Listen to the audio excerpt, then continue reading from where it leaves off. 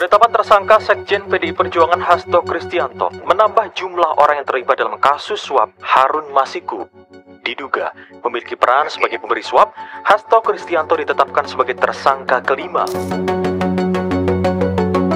Di perpolitikan Indonesia sekarang lagi rame tentang Pak Hasto. Pak Hasto ini baru aja ditetapkan sebagai tersangka oleh KPK. Tersangka apaan tuh? Jadi Pak Hasto ini sekarang menjadi tersangka dalam kasus yang berkaitan dengan Harun Masiku. Harun Masiku ini kan namanya legend banget ya. Dari dulu namanya sering kita sebut tuh di berita-berita politik. Padahal sebenarnya dia itu bukan siapa-siapa. Harun Masiku ini cuman caleg gagal doang. Tapi sekarang Harun Masiku sudah menjadi buronan internasional. Naik kelasnya luar biasa nih Harun Masiku. Dari nobody menjadi somebody kan. Nah Pak Hasto ini diduga terlibat dalam dua kasus. Kasus yang pertama adalah Pak Hasto diduga sebagai salah satu aktor yang mengarahkan Harun Masiku untuk menyuap KPU. Satunya lagi Pak Hasto ini diduga melakukan perintangan penyidikan tentang kasus Harun Masiku ini. Pada tanggal 8 Januari 2020 pada saat proses tangkap tangan oleh KPK, Saudara HK memerintahkan salah satu pegawainya di Jalan Sultan Syahrir yang biasa digunakan sebagai kantor untuk menelpon kepada HM dan memerintahkan supaya merendam HP dalam air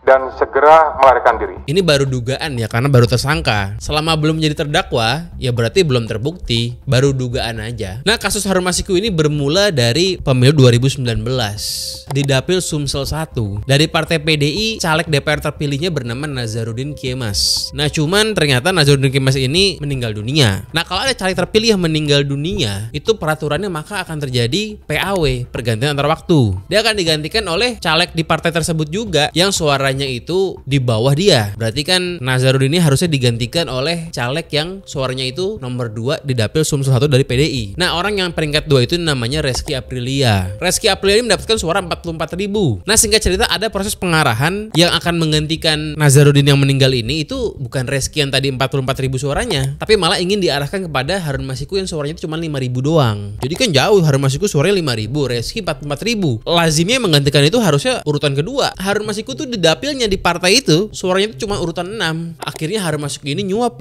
anggota KPU namanya Wahyu Setiawan. Si Wahyu ini udah didakwa oleh pengadilan, udah dipenjara. Apa Pak? Kita aja Pak. Apa Pak? Pertama, saya menyampaikan permohonan maaf kepada seluruh rakyat Indonesia.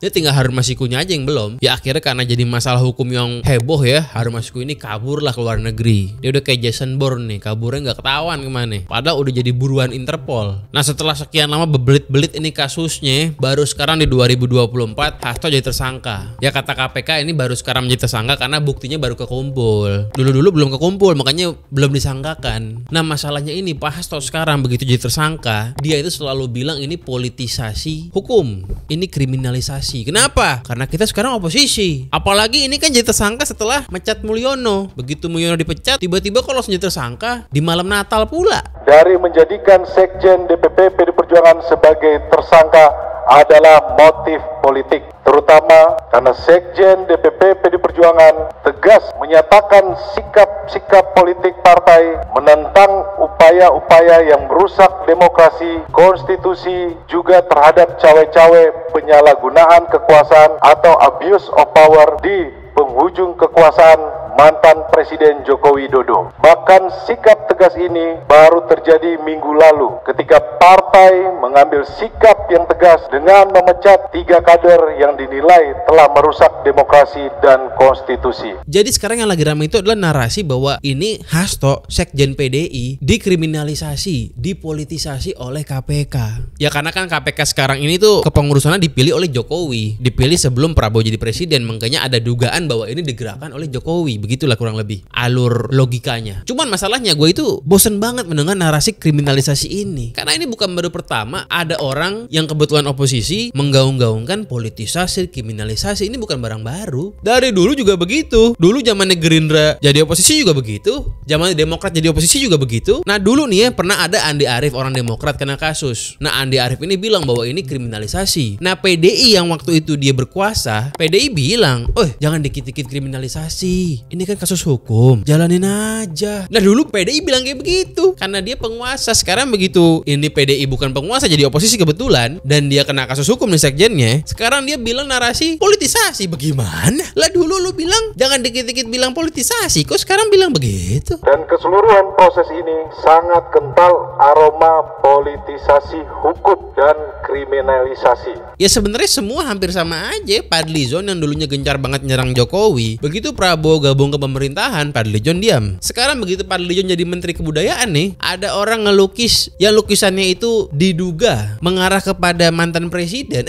Sama Fadlizon diturunin tuh lukisan-lukisan yang nggak boleh pameran. Kok berubah? Dulu kayak tajem. Ya begitulah. Yang namanya oposisi pasti begitu. Yang namanya penguasa ya pasti begitu. Mau partainya apa aja, pendapat gue sama aja. Kita kan masih ingat juga dulu betapa Gerindra menyerang Jokowi. Sekarang ya begitu pun PDI betapa dulu mencintai Jokowinya luar biasa. Dulu saat Jokowi lagi bagi-bagi bansos nih, ada politisi PDI namanya Arteria Dahlan yang bilang Jokowi ini orang baik, suka bagi-bagi, bahkan ada kesamaan dengan Umar bin Khattab. Bayangin loh, dibilang ada kesamaan dengan seorang Khulafaur Rasyidin, Umar bin Khattab. Umar bin Khattab itu kalau bagi-bagi pakai hartanya sendiri. Ini Jokowi pakai uang negara. Kok dibilang ada persamaan? Persamaan dari mana? Umar bin Khattab itu jago orasi, orangnya cerdas, adil, bijaksana, jago menulis. Ada nih yang sama Joko Widodo. Yang mana gue nggak ngelihat persamaannya di mana? Ya begitulah. Makanya kalau mau ngejilat tuh yang lebih smooth dikit, jangan terlalu mentok gitu. Nanti kan kalau udah jadi oposisi nggak enak. Kalau dalam pandangan gue, kriminalisasi Hasto ini janggal. Karena kasusnya ini kan udah ada sejak 2020. 2020 kan PDI masih jadi penguasa. Kalau misalnya kasusnya ini baru muncul di 2024, ya lu mau bilang kriminalisasi mungkin masih lebih masuk akal ya, karena lu udah jadi oposisi. Ya kalau sekarang kan